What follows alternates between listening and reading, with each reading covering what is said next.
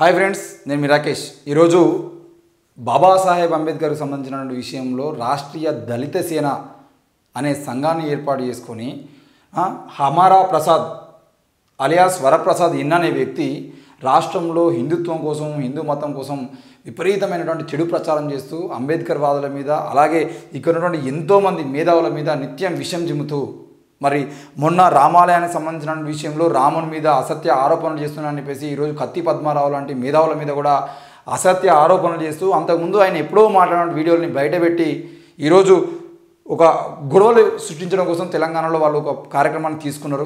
మరి ఇదే విషయంలో నిజంగానే కత్తి పద్మారావు విషయం, ఆనాడు బైరి నరేష్ విషయంలో కూడా బైరి నరేష్ మాట్లాడిన తర్వాత ఎన్నో రోజులకి ఆ వీడియో తీసుకొని అందులో అయ్యప్పను దూషించును అని చెప్పేసి ఒక బిట్టు తీసుకొని బైరి నరేష్ నరుకుతాము, సంపుతాము అని చెప్పేసి ఏ విధంగా అయితే ఆనాడు ప్రచారం చేశారో, ఈరోజు కత్తి పద్మారావు గారి విషయంలో కూడా ఈరోజు తెలంగాణలో గొడవలు పుట్టించడానికి ప్రయత్నం చేస్తున్నారు. అవన్నీ కూడా కేవలం లోక్సభ ఎన్నికలకు ముందు ఒక స్టంటుగా ఈ కార్యక్రమాన్ని చేయాలనే ప్రయత్నం చేస్తున్నారు. మరి వాళ్ళు ఏం మాట్లాడుతున్నారు ఏంది అని చూద్దాము.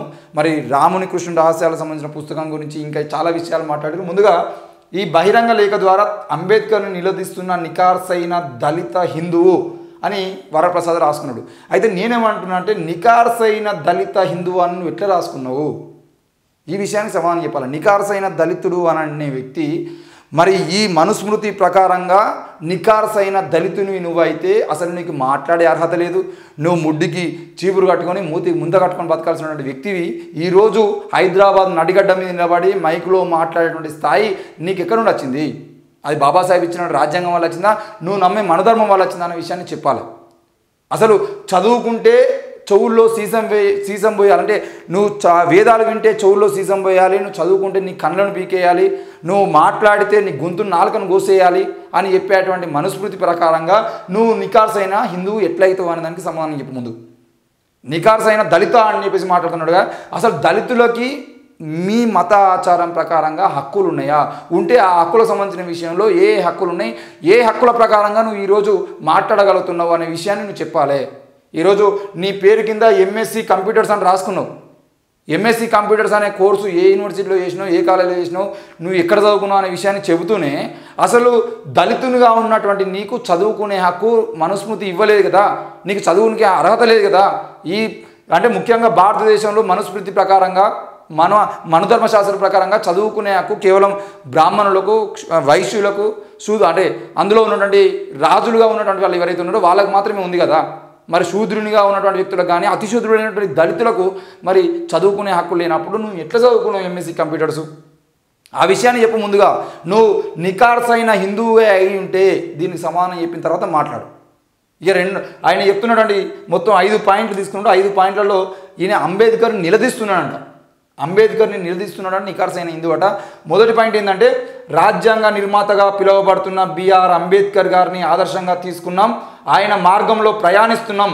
మేము అంబేద్కర్ ఇష్టమని చెప్పుకుంటూ రాజ్యాంగాన్ని నెత్తిన పెట్టుకున్న, అందులో బ్రాకెట్లో రాజ్యాంగంలోనే శ్రీరాముడు, శ్రీకృష్ణుని చిత్రపటాలు ఉన్నాయి, శ్రీరాముడిని శ్రీకృష్ణుని దూషిస్తూ అని బ్రాకెట్లో పెట్టిండు. మరి రాజ్యాంగాన్ని నెత్తిన పెట్టుకున్న ఈ దేశంలో మెజారిటీ ప్రజలైన హిందువులను, హిందుత్వాన్ని దూషిస్తూ ఒక రక్షణ కవచంలాగా అంబేద్కర్ని వాడుకుంటున్న వ్యక్తులకు నువ్వేమైనా ప్రత్యేక చట్టాలను ఇచ్చినవా అని చెప్పేసి మొదటికి వచ్చానుగా అంబేద్కర్ని నిలదీస్తున్నాడు. అయితే నేనేమంటున్నా అంటే, రాజ్యాంగ నిర్మాతగా పిలువబడుతున్నాడు బాబాసాహెబ్ అంబేద్కర్ రాసినటువంటి రాజ్యాంగంలో రాముని, కృష్ణుని అందులో ఫోటోలు ఏమీ లేవు. ఈరోజు ఈ హమారా ప్రసాద్ అనే వ్యక్తి, వరప్రసాద్ అనే వ్యక్తి, నా ఇంట్లో అంబేద్కర్ రాసినటువంటి రాజ్యాంగం ప్రతి ఉన్నదని చెప్పేసి, అంబేద్కర్ రాసిన రాజ్యాంగం ప్రతి ఒకటే ఉన్నది. అది మరి పార్లమెంట్కి సంబంధించిన భవన్లో ఉన్నది. ఆ పార్లమెంట్ భవన్లో భద్రతల మధ్యలో ఉన్నది. అది నువ్వు ఎప్పుడు తీసుకొచ్చుకున్నావు? మరి ప్రతులు అంటున్నారు. ఆ ప్రతులు ఎంతోమంది వాళ్ళకు నచ్చిన, అంటే మంచి లిపిలో రాసుకున్నటువంటి వాళ్ళు ఎంతోమంది ఉన్నారు, రాసుకున్నారు. అందులో ఎన్నో ఈరోజు బయట అమ్మకానికి ఉన్నాయి. అంత మాత్రాన ఇక్కడ ఏషియన్ లా హౌస్ వాళ్ళు కూడా బుక్లు ప్రింట్ చేసి ఆ రాజ్యాంగం బుక్లు అమ్ముతున్నారు. అంత మాత్రాన దాంట్లో ఏషియన్ లా హౌస్ వాళ్ళు వెనకాలలో ముందటనో శ్రీరాముని ఫోటోనో, రేపు పొద్దుగాల నరేంద్ర మోడీ ఫోటోనో వేసేది ఉంటే ఆనాడు అంబేద్కర్ నరేంద్ర మోడీ ఫోటో పెట్టిన చెప్తే నడుస్తుందా? ఈరోజు అందులో రాముని, కృష్ణుని ఫోటోలు ఉన్నాయని నువ్వు మాట్లాడుతున్నావు. కానీ ఆ రాముని, కృష్ణుని ఏ ఫోటోల గురించి అసలు అంబేద్కర్ కాన్స్టిట్యూషన్ డిబేట్స్ ఏవైతే ఉన్నాయో ఆ డిబేట్స్లో ఎక్కడ రాలేదు అంటే అవి అందులో లేవు అని అర్థము. మీరు ఈరోజు ఎవరెవరో రాసినటువంటి బుక్కులను తీసుకొని వాటిని పట్టుకొచ్చుకొని అందులో అంబేద్కరు రామన్ కృష్ణుని విగ్రహ అంటే ఫోటోలు ఉన్నాయి, మరి వాటిని దూషిస్తే రాజ్యాంగాన్ని దూషించడానికి మాట్లాడుతున్నారు. అదంతా బూటకము, అవన్నీ పచ్చి అబద్ధాలనే విషయాన్ని మీకు చెప్తున్నా. ఇక రెండవది, అంబేద్కర్ని అంటే అంబేద్కర్ వాదులందరూ అంబేద్కర్ వెనకాల ఉండి హిందుత్వాన్ని, హిందూ దేవుల మీద చెడు ప్రచారం చేస్తున్నారు, హిందూ దేవులను దూషిస్తున్నారు. మళ్ళీ ఏమన్నా అంటే మేము అంబేద్కర్ వాదులం అని చెప్పేసి మాట్లాడుతున్నారు అని చెప్పేసి వాళ్ళకు నువ్వు ప్రత్యేకంగా ఏమైనా చట్టాలు ఇచ్చినా హిందూ దేవులను తిట్టడం కోసం అని చెప్పేసి అడుగుతా ఉన్నాడు. అయితే నేనేమంటున్నా అంటే ఈరోజు బహిరంగంగా రోడ్ల మీదకి వచ్చి మీరు మాట్లాడుతున్న మాటలు ఏవైతే ఉన్నాయో మీకెవడిచ్చిన హక్కులు? ఈరోజు హమారా ప్రసాద్ అనే వ్యక్తి రోడ్డు మీద నిలబడుతున్నాడు, ఒక దళితుడైనటువంటి వ్యక్తి మంచి బట్టలు వేసుకోగలుగుతున్నాడు అంటే ఇచ్చినటువంటి హక్కు ఎవరిచ్చిర్రు? మరి నీకు రాజ్యాంగం ప్రకారం ఇచ్చినటువంటి హక్కులతో నువ్వు మాట్లాడుతున్నావు అంటే కనీస సోయి లేకుండా, సిగ్గు లేకుండా మాట్లాడుతున్నావు మీరు. మరి రాజ్యాంగం లేకముందు నీకు తెల్ల బట్టలు వేసుకొని తిరిగేటువంటి హక్కు ఉన్నదా? మరి ఇప్పటికీ కూడా గుజరాత్ లాంటి రాష్ట్రంలో కానీ మిగతా ఉత్తరప్రదేశ్, మధ్యప్రదేశ్ రాష్ట్రాల్లో ఒక వ్యక్తి మంచి బట్టలు వేసుకొని గుర్రం మీద పోతున్నాడని చెప్పేసి ఆయన కొట్టి చంపినటువంటి దాఖనాలు లేవా? ఇలా హమారా ప్రసాద్ మాట్లాడుతున్నాడు. మరి మీకు ఎవరిచ్చిర్రు హక్కులు? రాజ్యాంగాన్ని కాదని, ఇక్కడ ఉన్న హక్కుల్ని కాదని చెప్పేసి మీరు ఏ హక్కుల ప్రకారంగా ఈరోజు నరుకుతాము, సంపుతాము, నాలుక గొలుగుస్తామని చెప్పేసి మాట్లాడుతున్నారు? మీకు నరేంద్ర మోడీ ఇచ్చిండా, లేదంటే శ్రీరాముడు ఇచ్చిండా మీకు హక్కుల్ని? ఎవరిచ్చారో చెప్పండి. ఆ విషయం చెప్పకుండా మాట్లాడుతూ మేమేమన్నా అంటే మళ్ళీ అంబేద్కర్కి వెనకాల పోయి దాక్కుంటున్నాం అని చెప్పేసి, అంబేద్కర్ వెనకాల పోయి దాక్కుంటున్నా ఎవరు లేరు. మీరు ఓట్ల కోసం అంబేద్కర్ని వాడుకుంటారు. మీ నరేంద్ర మోడీని అడగండి. మరి అంబేద్కర్కు సంబంధించిన విషయంలో ఈ ప్రశ్నలే అంబేద్కర్కు నువ్వు నిలదీస్తున్న ప్రశ్నలు ఏవైతున్నాయో అవి నరేంద్ర మోడీతో సంతకం పెట్టించి నరేంద్ర మోడీని అడగమని చెప్పు. మీ మోడీ ఏమో పార్లమెంట్ సాక్షిగా అంబేద్కర్ లేకపోతే ఇంత పెద్ద పార్లమెంట్ ఉన్నది, ఇంత గొప్ప ప్రజాస్వామ్య దేశం కాకపోయేది.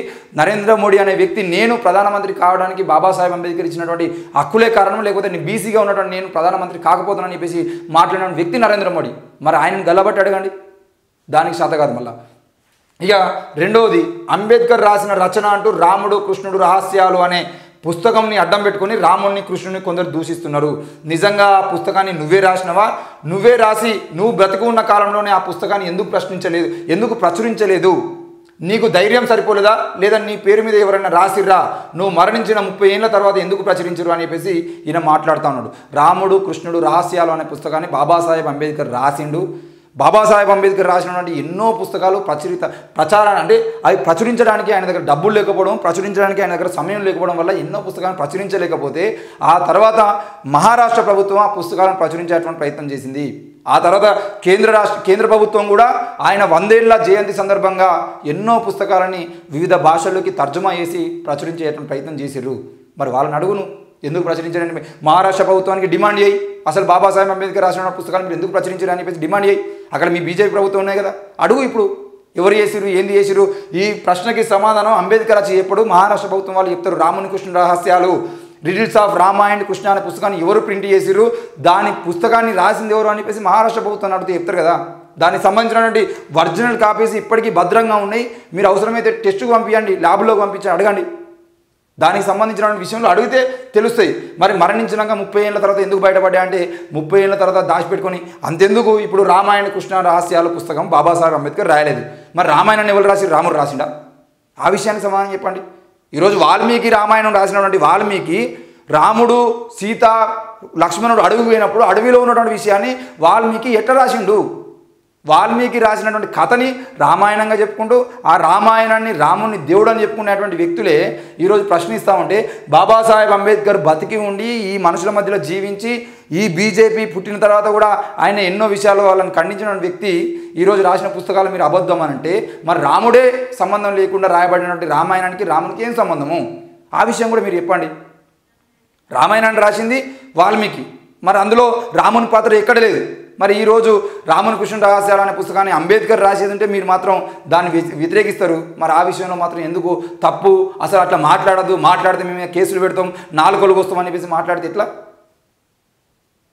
ఇక బాబాసాహెబ్ అంబేద్కర్కు ధైర్యం సరిపోలేదట ఏంది పుస్తకం రాయడానికి, పుస్తకం రాసి ప్రచురించుకోవడానికి ధైర్యం సరిపోలేదా అని అడుగుతున్నాడు. ఆయన పుస్తకాలు రాశాయి, ఆయన మాట్లాడితేనే ఒక్కొక్కరు గాంధీ, నెహ్రూ లాంటి వాళ్ళే సైలెంట్గా కూర్చొని అంబేద్కర్ చెప్పినప్పుడు ఓకే ఓకే అని చెప్పేసి అన్ని మూసుకొని కూర్చున్నటువంటి నాయకులు ఎంతోమంది ఉన్నారు. ఈరోజు మీరు వచ్చిన తర్వాత మళ్ళీ మీరేదో ఆనాడు అంబేద్కర్ తప్పు చేసిండు, లేదంటే ఆనాడు ఇది అది అని చెప్పేసి మాట్లాడుతున్నారు. కానీ అంతెందుకు గాంధీని, గాడ్సేకి సంబంధించిన గాడ్సే అనే వ్యక్తి గాంధీని చంపిండు. మరి అంబేద్కర్ మీద దాడులు చేసేటువంటి ప్రయత్నం చేసి కానీ ఎన్నోసార్లు అంబేద్కర్ జ్ఞానంతో దాడి చేసేటువంటి ప్రయత్నం చేయలే. ఎందుకు చేయలేదు? ఇప్పటికీ అంబేద్కర్ లేవనెత్తిన ఎన్నో ప్రశ్నలకి సమాధానం చెప్పడానికి ఇప్పటికీ మీకు శాతం అయితే లేదు కదా. మరి ఇప్పటికీ మీరు సమాధానం చెప్పలేక ఎందుకు ఇప్పటికీ అంబేద్కర్ వాళ్ళ మీద ఏడుస్తూ ఉంటారు, వాళ్ళని చంపుతాం పొడుస్తాం అని బెదిరిస్తూ ఉన్నారు? అంటే మళ్ళీ మేము లోక్సభలో మళ్ళీ మేమే అధికారంలోకి వస్తాం, రాజ్యాంగాన్ని తీసేస్తాం, ఆ క్రమంలో ఇక్కడ ఉన్నటువంటి అంబేద్కర్ వాళ్ళ మీద హత్యలు చేస్తామని చెప్పేసి మాట్లాడే ప్రయత్నం చేస్తే చూస్తూ ఊరుకునేటువంటి ప్రజలు ఎవరు లేరు. ఇక్కడ బీజేపీ పాలనలో ఉన్నంత మాత్రాన బీజేపీ అధికారంలోకి వచ్చిన తర్వాత ఇక్కడ వాళ్ళందరూ చంపుతామనంటే ఇక్కడ ఉన్న వాళ్ళ మీద దాడులు మొదలైందంటే అదే బీజేపీ ప్రభుత్వానికి వ్యతిరేకంగా ఎమ్మెల్యేలు ఎంపీలు కూడా దిగుతారు. దిగే సందర్భంలో ఎస్సీ ఎస్టీ బీసీలు మైనార్టీలు అందరూ కూడా ఏకమయ్యేది ఉంటే ఆనాడు ఎన్ఆర్సీ సిఏఏ అనే చట్టాన్ని నువ్వు తీసుకొచ్చేది ఉంటే ఆ చట్టానికి వ్యతిరేకంగా దేశవ్యాప్తంగా సమ్మెలు నిరసనలు చేసేది ఉంటే చట్టాన్ని వెనక్కి తీసుకొని మళ్ళీ 3 ఏళ్ళు 4 ఏళ్ళ తర్వాత ఈరోజు మళ్ళీ చట్టాన్ని తెర మీద తీసుకొస్తున్నారు కదా. మరి ఇన్ని రోజుల పాటు ఎందుకు దాన్ని వెనక్కి తీసుకున్నారనే విషయాన్ని నరేంద్ర మోడీ నాయుడు చెప్తాడు. ఆ విషయాన్ని చెప్పకుండా ఈరోజు 30 ఏళ్ళ తర్వాత పుస్తకం ఇట్లా బయటకు వచ్చింది, నీకు ధైర్యం సరిపోలేదంటే ఎవరికి ధైర్యం ఉన్నది ఎవరికి ధైర్యం లేదనే విషయం మనం మాట్లాడుకుందాం. ఇక కుల నిర్మూలన అనే పుస్తకాన్ని రాసిన నువ్వు రాజ్యాంగ డ్రాఫ్టింగ్ కమిటీ చైర్మన్గా ఉంటూ కులాలకు రాజ్యాంగబద్ధత చట్టబద్ధత ఎందుకు కల్పించావు? అప్పుడే ఎందుకు కులాలు లేని రాజ్యాంగం గురించి ప్రయత్నం చేయలేదు? కుల నిర్మూలన చట్టాన్ని ఎందుకు రాయలేదు అని అంటే బాబాసాహెబ్ అంబేద్కర్ కుల నిర్మూలన పుస్తకం రాసిండు 100%. అదే కుల నిర్మూలన కావాలని రాజ్యాంగంలో రాసిండు. రాజ్యాంగంలో కూడా జరిగినటువంటి డిబేట్లో కూడా కుల నిర్మూలనకు సంబంధించిన విషయాన్ని ఆయన మాట్లాడితే అక్కడటువంటి నెహ్రూ కానీ గాంధీ కానీ పటేల్ కానీ రాజేంద్ర ప్రసాద్ కానీ వీళ్ళందరూ కూడా ఎక్కడున్నటువంటి డ్రాఫ్టింగ్ కమిటీ కాకుండా మిగతా వాళ్ళు ఎవ్వరూ కూడా అంబేద్కర్ చెప్పినటువంటి కుల నిర్మూలన గురించి ఎవరు ఆలోచించలేదు. కాబట్టి మరి ఆయన వాళ్ళందరికీ సంబంధించిన విషయంలో ఆ కుల నిర్మూలన సంబంధించిన విషయంలో ఆర్టికల్ని తీసుకొచ్చి ఇక్కడ అంటరానితనం నేరం అని చెప్తూ ఆ ఆర్టికల్ మాత్రమే పెట్టేయడానికి ప్రయత్నం చేసింది తప్ప ఎక్కడ కుల నిర్మూలన గురించి ఆయన పెట్టేయడానికి ప్రయత్నం చేయలేకపోయింది. ఆయనకు నిజంగానే 100% నువ్వు పెట్టినాయని మేము అమలు చేస్తామని చెప్పేది అంటే ఆనాడే కుల నిర్మూలన గురించి రాష్ట్రుడు అప్పటికీ చెప్పిండు. ఒక 10 ఏళ్ల తర్వాత రిజర్వేషన్లు ఇస్తున్నాయి, 10 ఏళ్ల తర్వాత ఈ ప్రభుత్వము ఈ కులం పేరుతో జరుగుతున్న దాడులు ఈ అంటరానితనం ఇవన్నిటిని తొలగించి 10 సంవత్సరాల్లో ఇక్కడ ఉన్న మనుషులందరినీ సమానంగా చేసేటువంటి బాధ్యత ప్రభుత్వాల మీద పెడితే ఇప్పటికీ 70 ఏళ్ళు గడుస్తున్నా కూడా ఈ ప్రభుత్వాలు ఎందుకు కుల నిర్మూలన చేయలేకపోతున్నాయి అనే విషయాన్ని వాళ్ళని అడుగు. రిజర్వేషన్ మీద వాడి ఏడ్చేటువంటి ఔలేగాలు కొంతమంది ఉండరు. మరి వాళ్ళకి చెప్తున్నా నేను విషయం, కుల నిర్మూలన జరిగితే అసలు కులమే లేకపోతే కులం పేరుతో రిజర్వేషన్లు ఎక్కువ ఉంటాయి. రిజర్వేషన్లు పోతే కులం పోదు, కానీ కులం పోతే కులం పేరుతో రిజర్వేషన్లు పోతాయి. ఈ విషయాన్ని అర్థం చేసుకోండి. ఫస్ట్ మాకు రిజర్వేషన్లు వద్దు, రిజర్వేషన్ల పేరుతో పెద్ద దోపిడీ జరుగుతుందని మాట్లాడేటువంటి మేధావులు కూడా కొంతమంది ఉంటారు.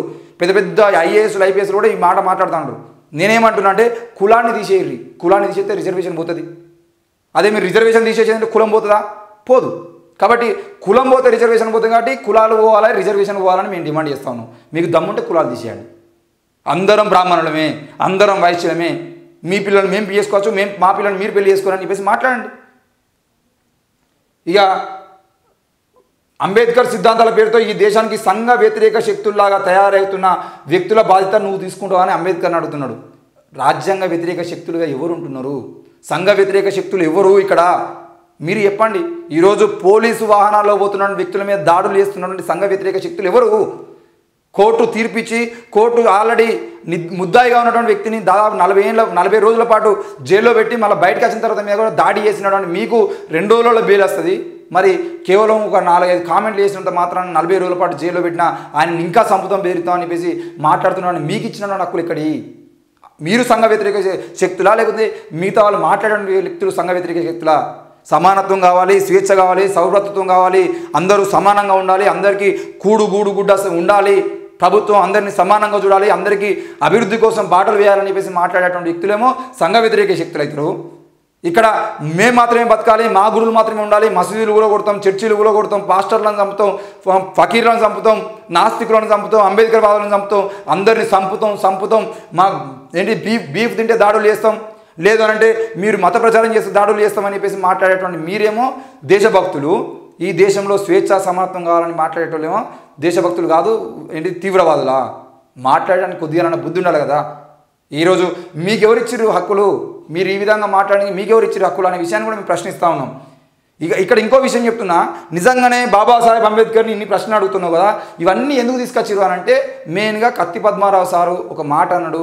రాముని గురించి, రాముని కృష్ణుడు రహస్యాల పుస్తకాన్ని ఆధారంగా వేసుకొని రాముని దూషించరు అని చెప్పేసి ఈరోజు వీళ్ళు ఆంధ్రాలో కాకుండా ఇక్కడ తెలంగాణలో నిరసన కార్యక్రమం చేశారు. అయితే నేనేమంటున్నా అంటే అంబేద్కర్ని కాదయ్యా నువ్వు అడుగుడు, అయ్యా రాముని దగ్గరకు పోయి, రామాలయం దగ్గరకు పో, అయోధ్యలో మొన్ననే ఓపెనింగ్ చేసిన రాముని దగ్గరకు పోయి కూర్చొని, అయ్యా రామయ్య మరి నిన్ను ఇంత దారుణంగా విమర్శ చేస్తున్నారు వీళ్ళకు నువ్వే బుద్ధి చెప్పాలే అని చెప్పేసి రామునికి పూజలు ఎత్తే రాముని కరకరించడా?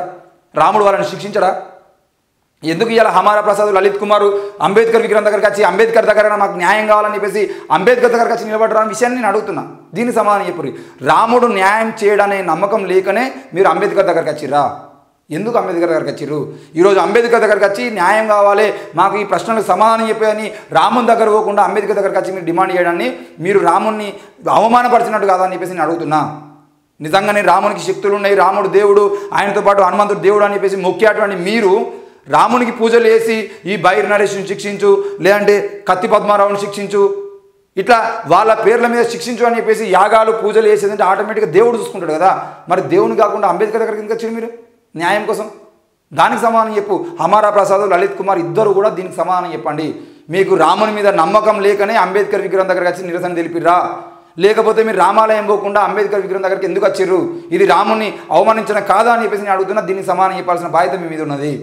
ఇక రాజ్యాంగ రచనలో భాగస్వామ్యం అయి ఉండి రాజ్యాంగం ఈ దేశంలో అమలులోకి వచ్చాక రాజ్యాంగాన్ని అవమానించేలా ఈ దేశ మెజారిటీ ప్రజలు పూజించే రాముడు, కృష్ణుడు, వినాయకుడు, శివుడు, గౌరీ మొదలగు దేవి దేవతలకు వ్యతిరేకంగా బౌద్ధ ధర్మంలో బౌద్ధ సాంప్రదాయానికి ఏ విధమైన సంబంధం లేని 22 ప్రమాణాల పేరుతో నువ్వు మతం మారిన సందర్భంలో అమాయక దళితుల మనస్సులో నీ విషబీజాలను ఎందుకు నాటినవు? నువ్వే రాజ్యాంగానికి విలువ ఇవ్వకపోతే ఏ భారతీయుడైనా ఎందుకు గౌరవించాలని చెప్పేసి అడుగుతున్నాడు. ఎస్, మంచిగా అడిగిన ప్రశ్న నేను కూడా చెప్తా.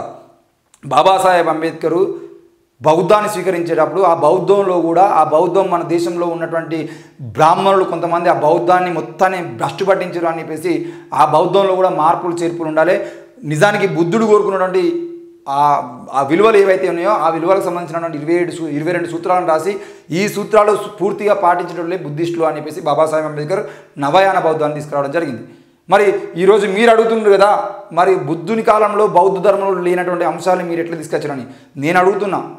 హిందుత్వం ప్రకారంగా సతీసాగమనం అనేది మన సంస్కృతి, బాల్య వివాహాలు మన సంస్కృతి. మీరు ఎందుకు ఇప్పుడు సతీసాగమనం చేయట్లేదు?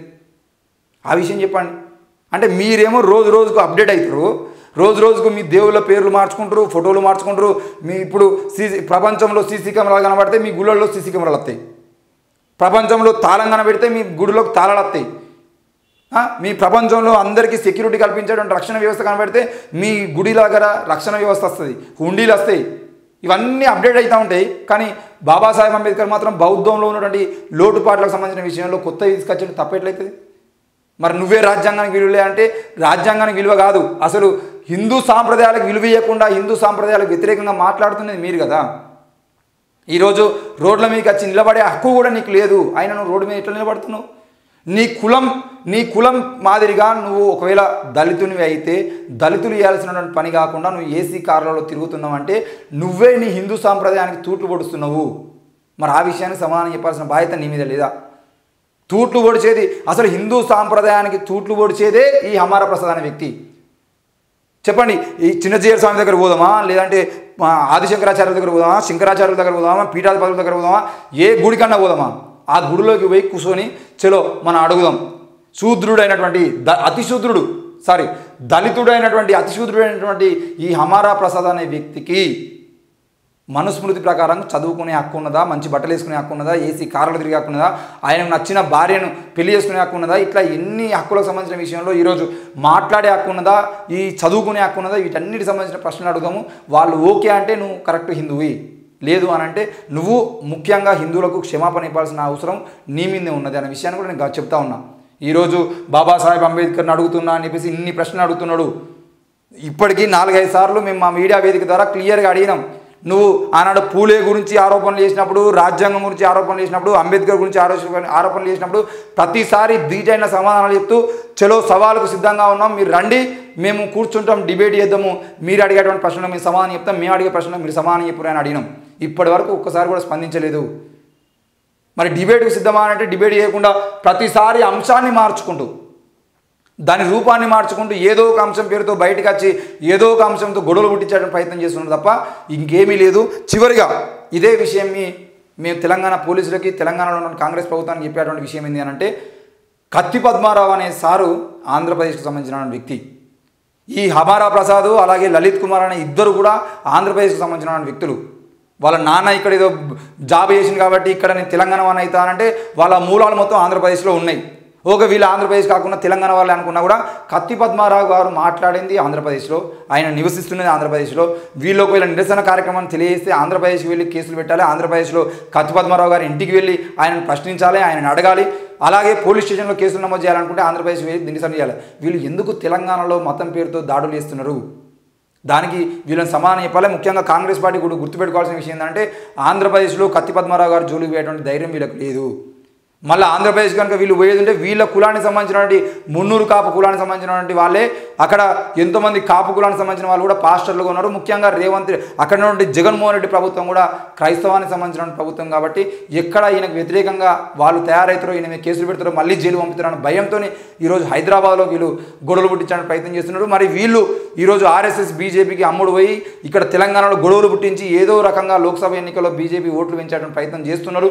మరి ఈ ప్రయత్నాలను పోలీసులు నిఘా వ్యవస్థ తప్పకుండా అడ్డుకునే ప్రయత్నం చేయాలి. కాంగ్రెస్ ప్రభుత్వం కూడా దీని మీద చర్యలు తీసుకోవాలి. ఇట్లాంటి మత ఘర్షణలు రేపేటువంటి ప్రయత్నాలు చేసేటువంటి వాళ్ళ మీద కేసులు నమోదు చేయాలని మేము డిమాండ్ చేస్తా ఉన్నాం. ఈ డిమాండ్ని కనుక ఒకవేళ మీరు అంగీకరించకపోతే రానున్న రోజుల్లో జరిగేటువంటి మత ఘర్షణలకి ప్రభుత్వమే బాధ్యత వహించాల్సి ఉంటుంది. ఈ తెలంగాణలో దాడులు జరిగినా ఏం జరిగినా కూడా వాటికి పూర్తి బాధ్యత కాంగ్రెస్ ప్రభుత్వం భరించాల్సి ఉంటుందని చెప్పేసి మేము డిమాండ్ చేస్తూ ఉన్నాం. ఎట్టి పరిస్థితుల్లో ఇట్లాంటి అంబేద్కర్ విగ్రహాల ముందు అంబేద్కర్ని దూషిస్తూ చేసేటువంటి కార్యక్రమాలు ఏవైతే ఉన్నాయో వీటిని కనుక ఇలాగే కొనసాగిస్తే తప్పకుండా రానున్న రోజుల్లో ఎస్సీ ఎస్టీ బీసీ మైనార్టీలు అందరి నుండి, ఒక్క దళితులే కాదు ఎస్సీలే కాదు, ఎస్సీ ఎస్టీ బీసీ మైనార్టీలు అందరి నుండి కూడా మీరు తప్పకుండా సరైన రిప్లైని చూస్తారు. అది కూడా మీరు గుర్తుపెట్టుకోవాలి. అది ప్రభుత్వమైనా వీళ్ళైనా కూడా గుర్తుపెట్టుకొని ముందు పోవాల్సినటువంటి అవసరం ఉంది.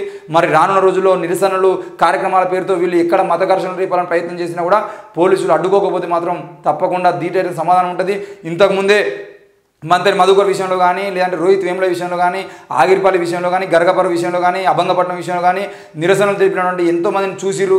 మరి ఈరోజు కూడా అంతటి స్థాయిలో నిరసన తెలిపి మళ్ళీ కాంగ్రెస్ ప్రభుత్వానికి చెడ్డపేరు తీసుకొచ్చుకునేటువంటి ప్రయత్నం ప్రభుత్వం చేయకుండా ఉంటే బాగుంటుంది. మొన్ననే వచ్చిన ప్రభుత్వం 60 రోజులే పూర్తి చేసుకున్న ఈ కాంగ్రెస్ ప్రభుత్వం మరి మత ఘర్షణలకు తావు ఇవ్వకుండా ప్రజాపాలన కొనసాగిస్తేనే దానికి ప్రభుత్వానికి మంచిది, ఇక్కడ ప్రజలకు మంచిది, తెలంగాణ భవిష్యత్తు కూడా మంచిది అనే విషయాన్ని మేము తెలియజేస్తున్నాం. Thank you.